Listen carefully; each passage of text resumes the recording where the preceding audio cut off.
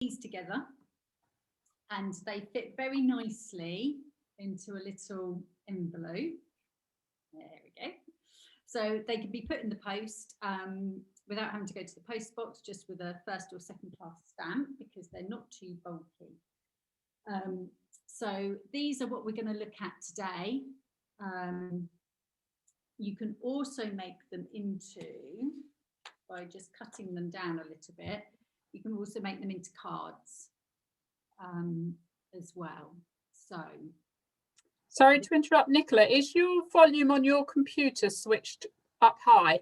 it is, yes. Can you hear me? It was a little bit faint. Okay, I will make sure I speak a bit louder. Thank you.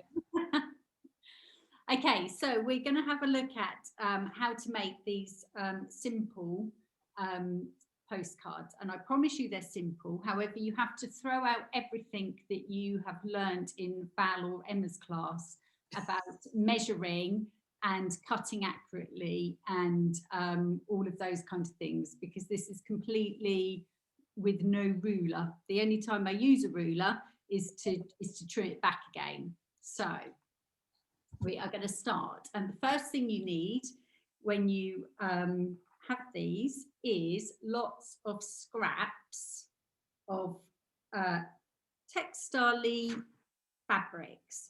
Now, Emma has made up, or the girls in the shop have made up between them some packs, so that if you don't have any fabrics that are appropriate, you can get some that have fat 16ths in, because you really don't need very much. So that's 1/4 of a fat quarter.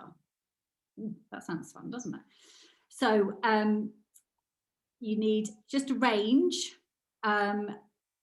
The key ones are 2 sort of beachy kind of looks and 2 sea kind of looks and a sky look.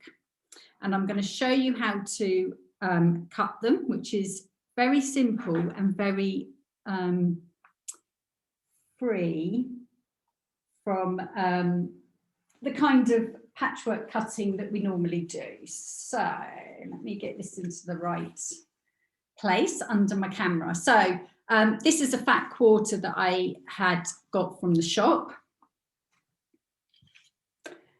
and you need your rotary cutter. Here we go. And as I said, no measurements. So you're going to do a gentle wave. So you literally just take it across like so. So you end up with a gentle wave, and then you go again, clearly making sure you keep your fingers out of the way. So you end up with a piece of fabric that looks like this kind of size. A couple more so you can see. So we've got a beachy one there. Let's do a sea one. And again, these batiks that we've got in the shop actually work really well for this, because they're tone on tone, but they have some nice texture to them. So again, because it's the start, I'm going to do a gentle wave to start with, like this. I make them roughly about 1 inch. They can be a bit narrower than 1 inch, because you don't need a lot, which you will see in a moment. So that's those 2. So you cut 2 bluey seasidey ones, sea ones. So there's one that I've cut already. And you cut 2 beachy ones, like so. So you just need a pile of fabrics of these kind of tones, so that you can just pick up and put together whichever ones you want to. You also need sky. So the textured linen is quite a nice one, because it has a bit of a mottle to it without anything too big. The top one you can leave straight, and because you're going to be cutting that off eventually, which we will show you later. And the bottom one can be quite straight as well, because the horizon is normally quite a straight line. But again, as this is textile art, we're not going to make it a completely straight line. So we're just going to cut with no ruler and just go straight across. So that you end up with a piece that's about like that. Okay, so once you've got all your, a nice pile of fabrics that you can choose from, I normally iron them so that they're nice and flat, so that they go onto the onto your piece of work nice and easily to start with. So the next thing you need is I back them with a piece of felt. So this is one of the felts that we have in the shop that's on the bolt, so that you can then buy it by the ½ meter or whatever, and you cut it down, and the size that you need to cut it to for it to fit into the small envelopes is 4 inches by 5½ inches.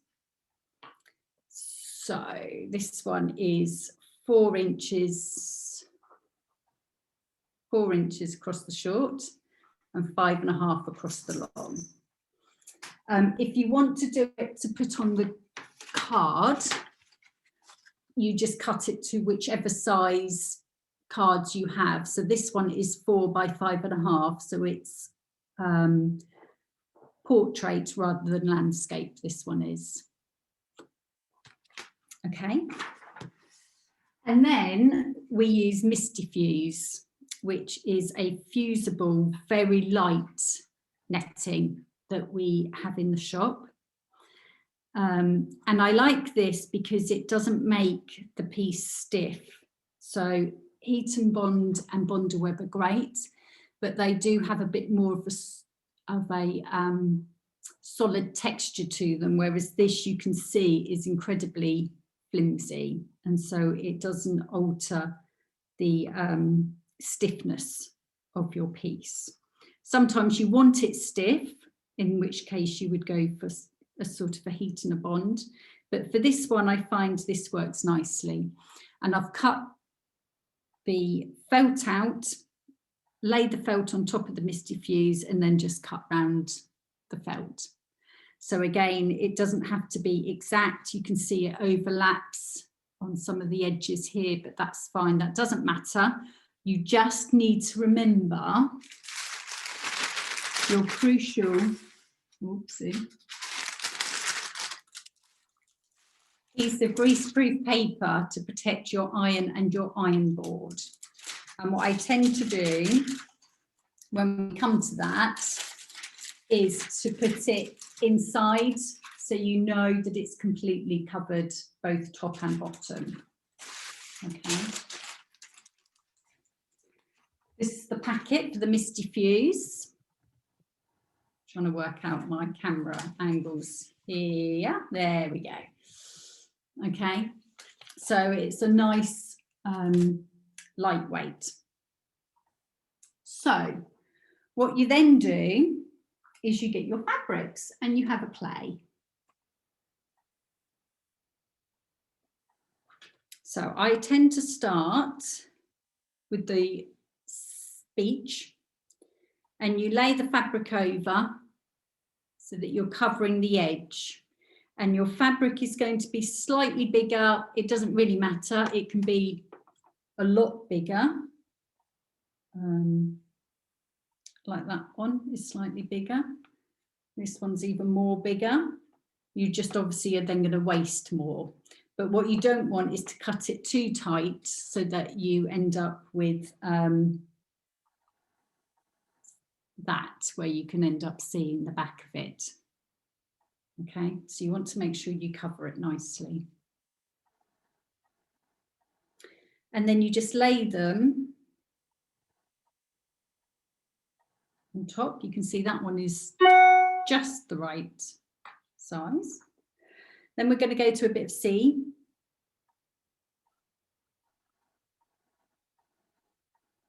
And the sea gets darker the further it's away because of the depth of it. So we've gone for a bit of a darker one there. And then you put your sky on. And of course you can change the amount. So you can have it so that your beach is a lot narrower and have a very big sky, which is actually what we do get in Suffolk, these very big, open, expansive skies. So you place them as you like them, and then you iron them in place. So you have your greaseproof paper on your ironing board, put this on top, greaseproof paper again, and iron on a high heat. Doesn't need to, you don't need to keep it on there for very long at all. Okay. So this is, I'm feeling like I'm on Blue Peter. It's good, isn't it? It's great because you're saying, here's one I did earlier. So here's one that I've already ironed because I decided trying to iron on Zoom just wasn't going to work. So I've ironed this on place. You can see there that I have made the sky a little bit short. You can just see the felt, but that's fine because we will just trim off the edge. So once they're in place, where the fabric touches the misty fuse, it's obviously fused. Where the fabric is overlapping, you get a nice flick. So the fabric isn't completely flat. It's attached because I've made sure that at least a centre bit of this fabric is touching the misty fuse. But where it's overlapping on another piece of fabric, you get this sort of flap. And it doesn't flap around, but it is quite nice for it not to be completely flat to the surface. Now you could just then go from here and do some decorative hand stitching or whatever. Because I've been wanting to learn free motion, I've been free motioning these sections. Now, you don't have to free motion for those of you that are slightly allergic to free motion. You could just use a walking foot and do very gentle waves across. And you only need 1 or 2 lines of stitches. The stitches are there to add texture, not to hold it in place, because the misty fuse is quite solid. So I have done some free motions. So I've done the beach here. I haven't done anything on the seas yet. I've just done the beach.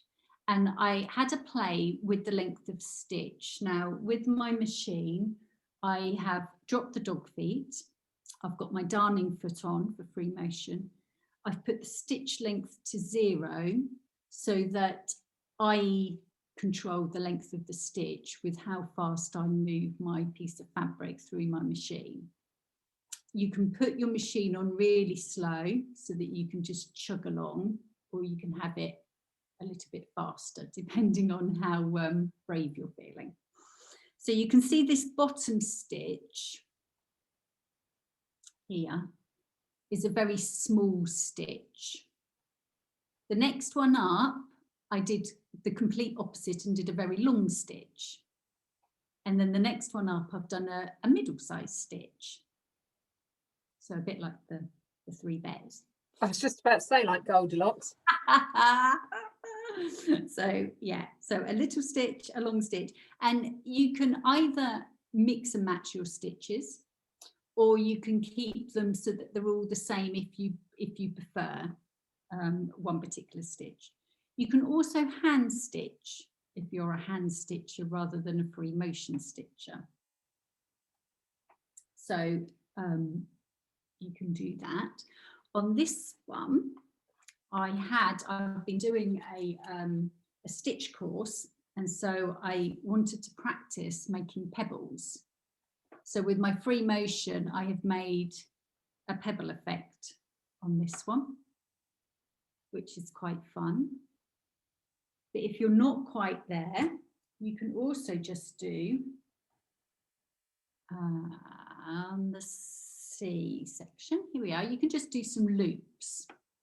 So once you've done a few running stitches of wibbly wobblies, you could have a go at just adding a loop in. And we're going to have a go at trying to show you with my sewing machine how to do that. Okay, so this one I've done some loops in the skies to try and get the effect of sort of birds looping around or aeroplanes looping around. Okay, so I'm going to just lift my camera a little bit. Let's see if I can work out how to do this. Okay, so I've got Aurifil 50 thread, which is the normal piecing weight that we sell in the shop, in a nice blue. Let's see if I can show you this. Oh, a little bit further. There we go. Okay, so I've got this. So we are going to have a go at making some, we're going to start with some waves. I'm going to slow my machine right down. I've got my darning foot on, I've got my dog feet down, and I've got my stitch on naught so that I control the length of the stitch. And I've got my needle down. If you want to, you can wear some gloves to be able to hold the fabric.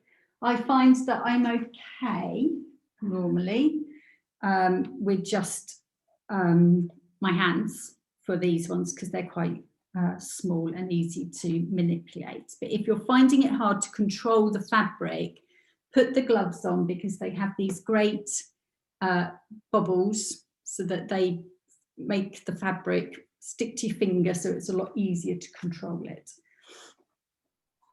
So we're going to do just some waves to start with. And I've got it nice and slow. And we're just going to move the fabric through.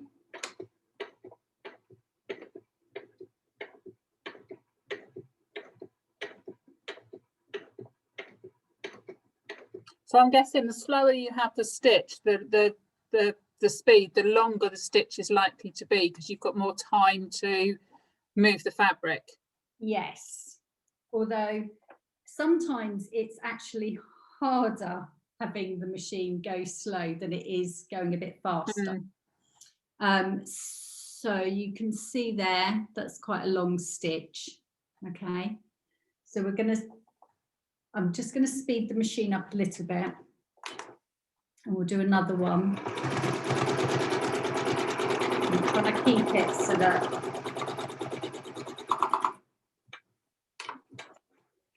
my hands are out of your way.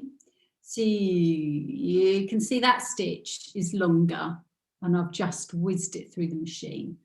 So they don't have to be straight. There's no stitching in the ditch. You just wiggle your fabric through, okay?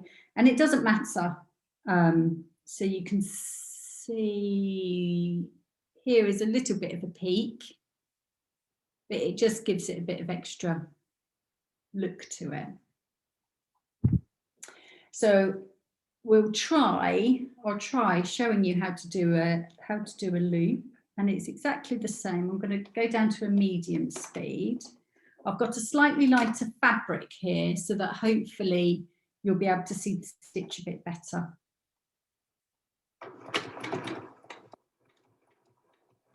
And you just move the fabric back on itself.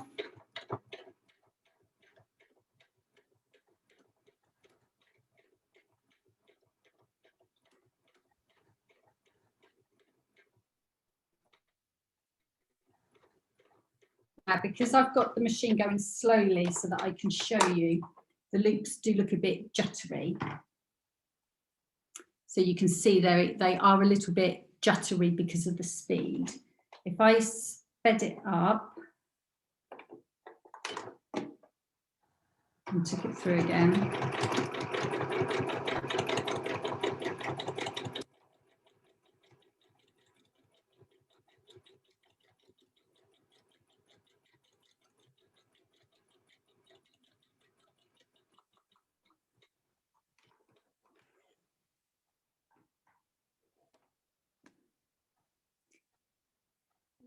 It makes them a little bit more smoother, just because you're moving the fabric a bit better through.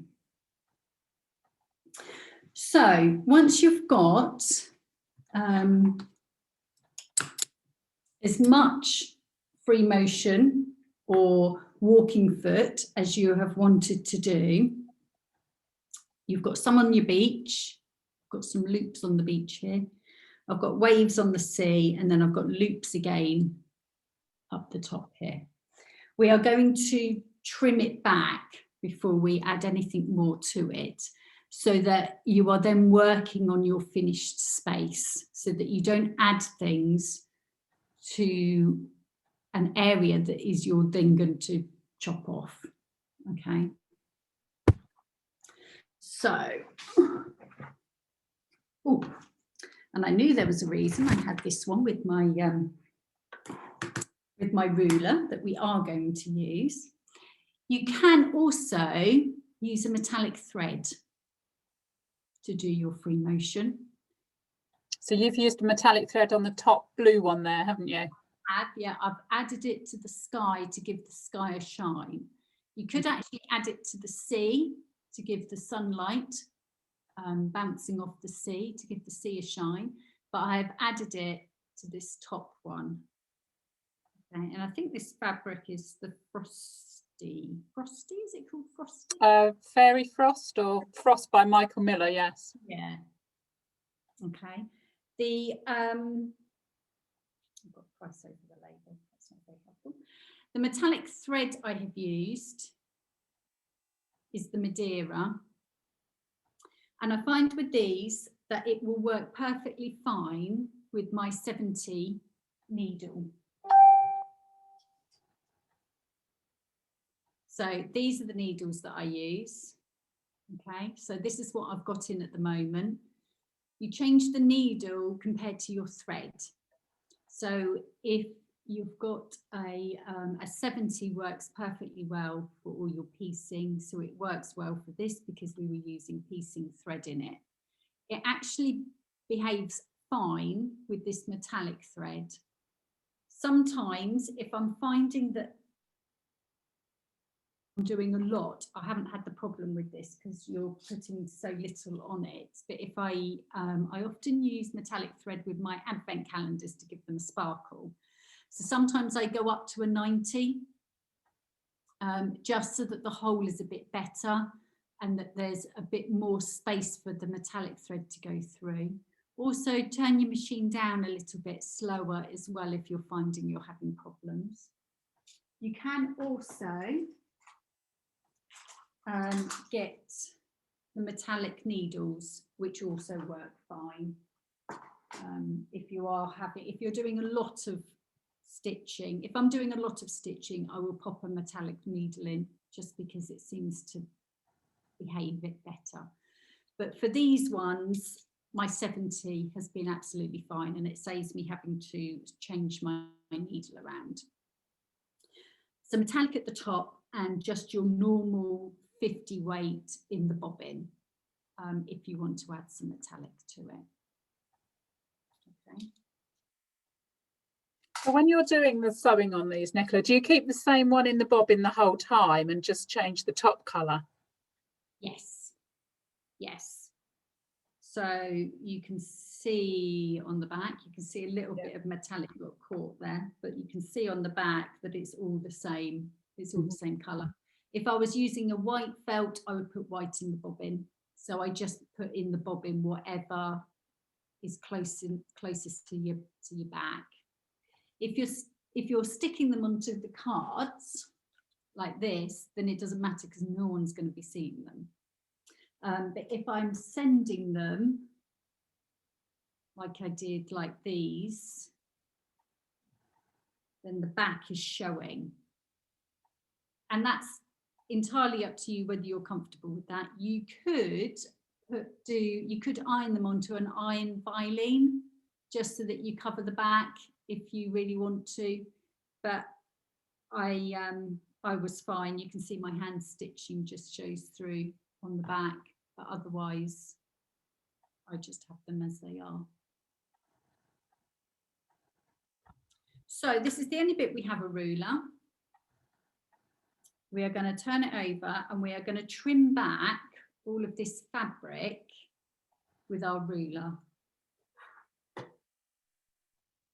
And so you get your ruler, you just line it up next to, let me see if I can do this so you can see it a bit better. There we go. Line it up so it's next to the edge of your felt.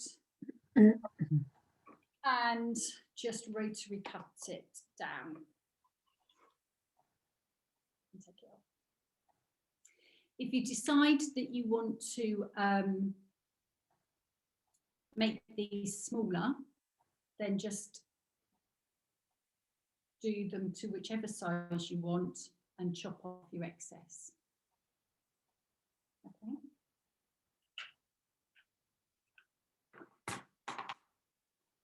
So you end up, actually, let's cut all of these.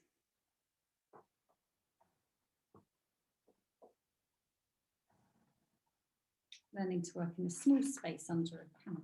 It's always So it's very different from sewing normally, isn't it, when you're doing it to camera? Yeah.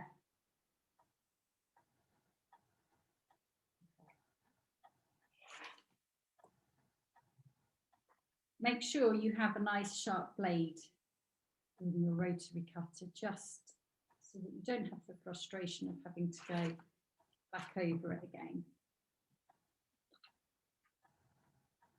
So you end up with a piece that looks nice and neat with neat edges.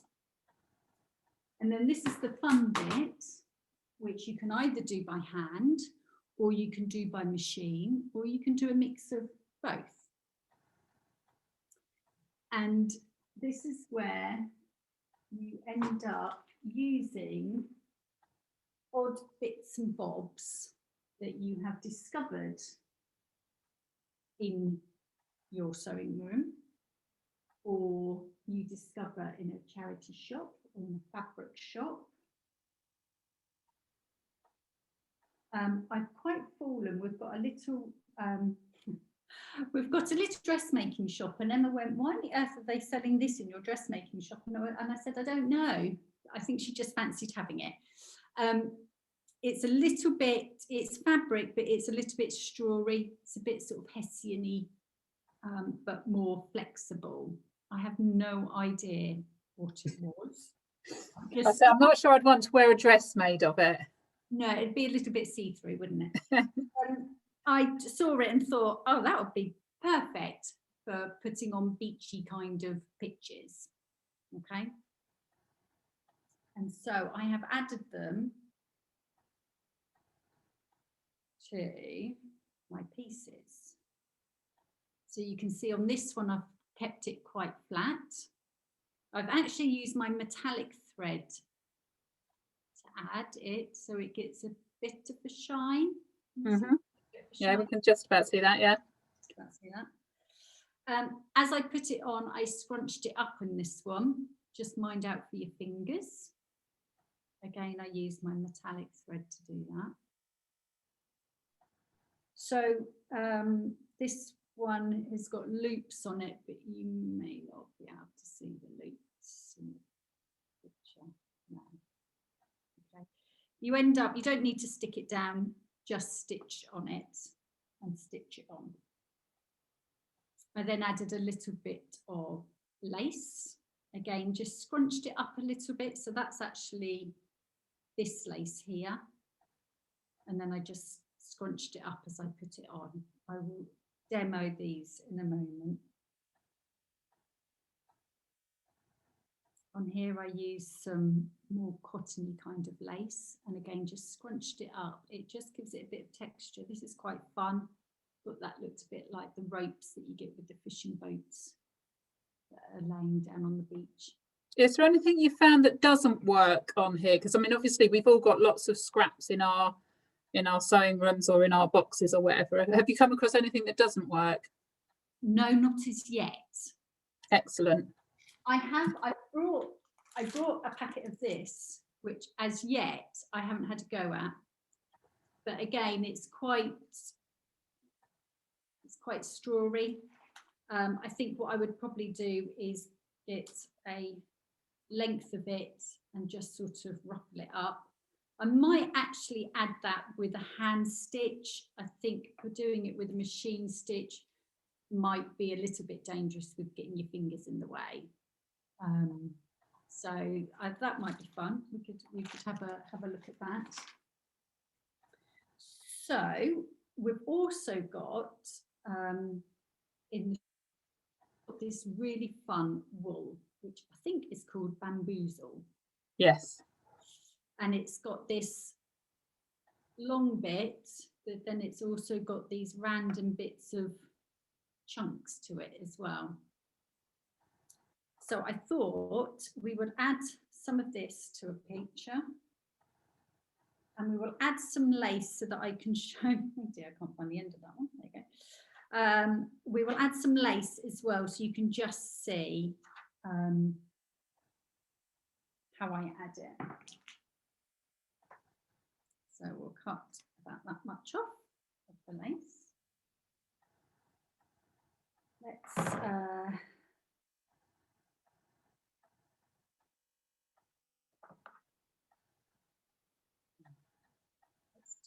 Let's do a fluffy bit of that. So I think I'll do a fluffy bit of that. And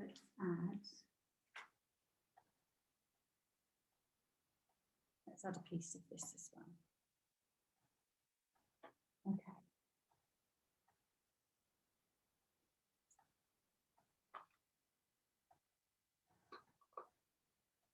So I just place them on, just so that I can have a rough look. And it's funny, isn't it? Once you do it a couple of times, you sort of automatically just put them where you put them last time, which is exactly what I've just done.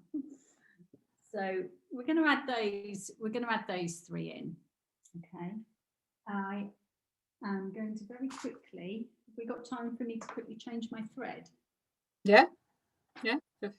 As I'm recording it, if people can't to stay, they can always look at it later on the YouTube. I'm going to put the metallic in just because I quite like the look of the metallic, and let's see if it behaves itself like it normally does. And see if I can thread my needle while on camera, which is always a challenge, isn't it?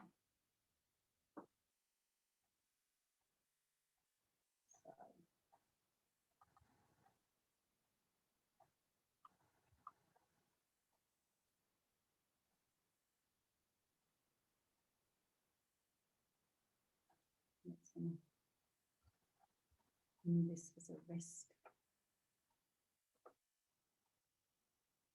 So I have got a question whilst you're doing that. Would it look okay if the rotary cutter blade was a fancy one? I'm taking that to be one of the swirly ones, like a pinking type one. Yeah, I don't see why not. In actual fact, that may help. I mean, not that these fray and they don't have a lot of wear and tear, so you don't have that worry about the fabric fraying. But yeah, it would give a bit more extra texture to it, wouldn't it? So I have got my machine. No, there we go. It is quite difficult, isn't it, being able to see what's going on in the machine on Zoom, which is where a real class, a live class, would be a lot better. I'm going to have a go at scrunching the fabric up, and I don't pin it in place, I just scrunch and go. bit like what I do in my hair when it's curly. Okay.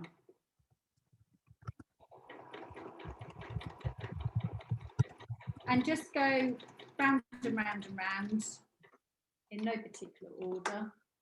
You don't need to cover the entire place. You just need to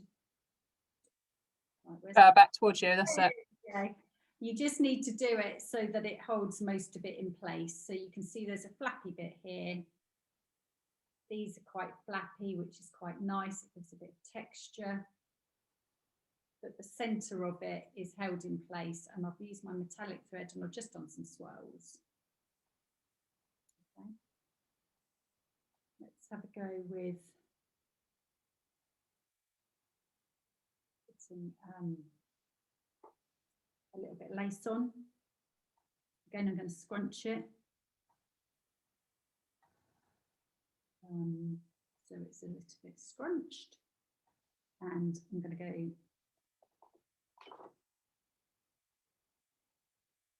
again, just keeping your fingers out of the way.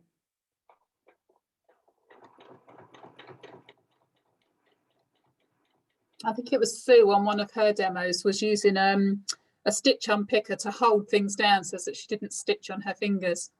Yeah, I saw that, but I quite like to be able to have the feel and the control of my fingers. You just have to as long as you don't put them through the needle. Yeah, you just have to run the risk of not attaching yourself to your piece of textile.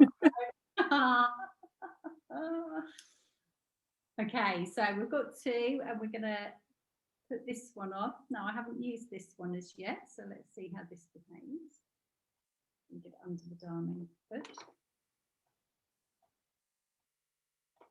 Again, I'm just, this one I'm going to zigzag just so it covers the majority of it.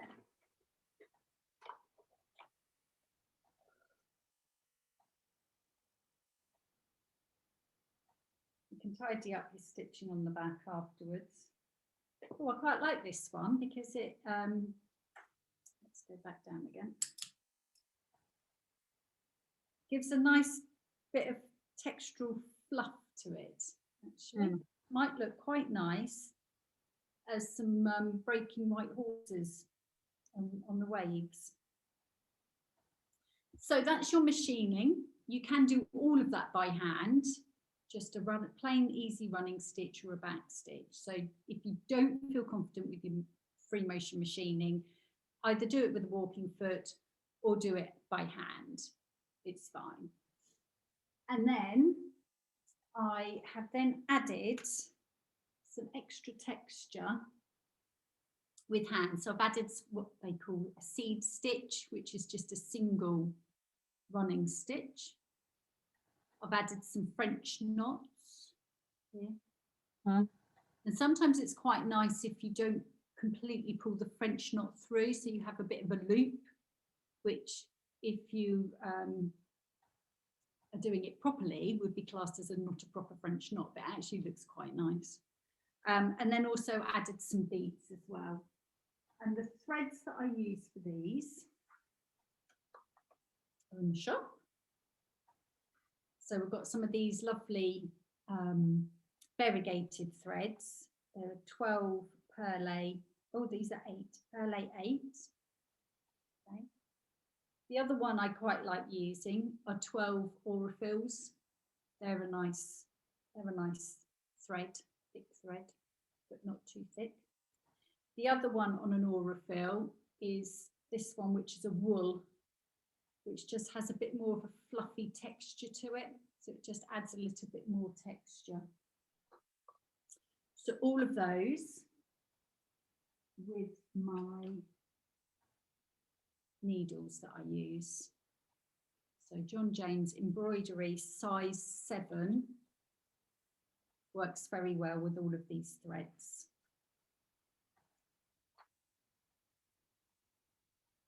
Okay, but not in the back, in the end of it.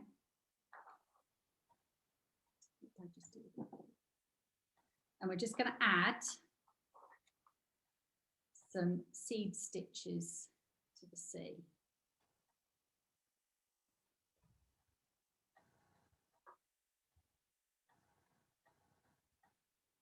just randomly, because although in nature there's quite a lot of order and repetition, it's not all identical. So the beauty of these is actually that you're using lots of different weights of threads and fabrics and things to create your texture. Yeah, and none of it you need very much for, which means, you know, you just find whatever's laying around in your house or in somebody else's house. I say everybody's going to be going off to their stashes and rummaging through all those bits and pieces that you all kept for a reason. You now know the reason that you kept them. Exactly. I have a box in my sewing room which is all completely not quilting fabric from my mum, and I've been raiding that because there's all sorts of lace and organza and all sorts of see-through-y kind of stuff that's just really good for this. Yeah. So just add some of those French knots. I've been winding it round 3 times. So you get your needle, you have your thread, wind your thread around your needle 3 times, then put the needle not exactly in the same hole but very close to it, and hold on to this thread here. That will stop it creating a loop. If you want a loop, then just let go at the last minute. And get French knot. Then the last thing that I like doing is my beads. Do you like a bit of a shiny bead? For this, I use my EPP needles. So these are the straw needles that we sell in the shop that I use. They're nice and thin, so they will go through the bead, whereas my embroidery needles are a thicker needle because it needs a bigger eye for the thread, and so it tends to not go through all the beads. So I use this needle, and then I use my bottom line, which is a polyester, but that's fine. But it's a nice thin but strong thread.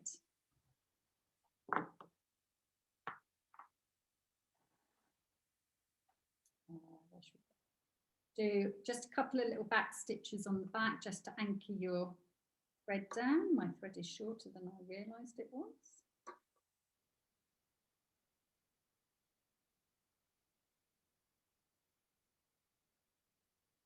Take your needle up and we'll attach one bead, and then you can ask any questions.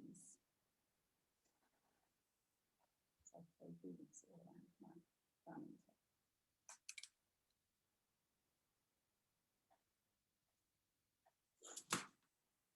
Okay, so I've got a long bead here.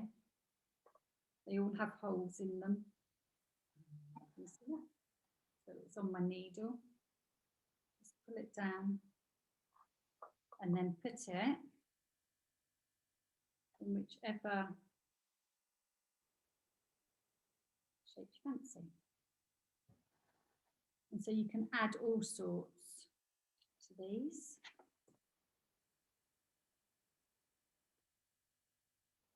And that is my textile postcards that I've been popping in the post. I see Beverly clapping there. They absolutely look adorable and much more straightforward to do than you initially think. I think the first time I saw them, I was like blown away, and wow, those are just amazing, and they are still amazing. But you missed them quite a lot for us, I think. So thank you so much for that. That's a pleasure. I like to do things easy. I like things that are nice, but they have to be easy. Yes. So does anybody have any questions? If so, if you unmute yourself.